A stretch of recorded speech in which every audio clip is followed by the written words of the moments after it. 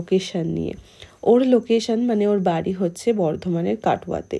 তো যেদিন থেকে ওর সাথে আমার কথা হয় আর বুকিংটাও হয় সাথে, তো সেদিন থেকেই আমি ওর ডেট এবং ডেটের পাশে ওর অ্যাড্রেসটা লিখে রেখেছিলাম।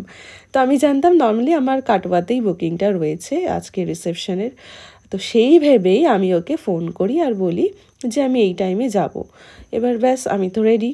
এবার যখনও আমাকে ওর লোকেশনটা পাঠায় আমি তো অবাক যে আমার বাড়ি থেকে মাত্র 10 কিলোমিটার ডিস্টেন্স ছিল ওর লোকেশনটা।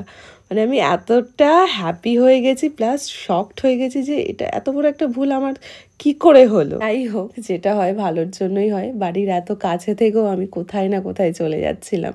যদিও দূরে যেত আমার কোনো সমস্যা নেই, আমি সব রকম লোকেশনে যাতায়াত করে অভ্যাস হয়ে গেছি।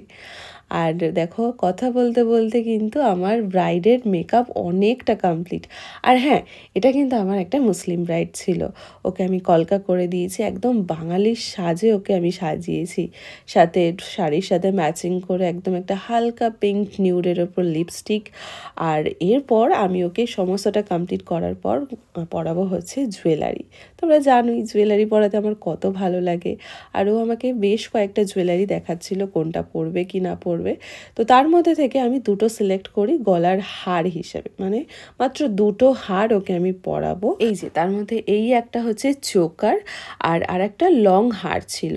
ব্যাস এই দুটোতেই আমার মনে হয়েছিল একদম কমপ্লিট একটা লুক আসবে। গয়নাটা যেন পুরো সাজগোজের মধ্যে একটা বিশাল বড় ভূমিকা পালন করে।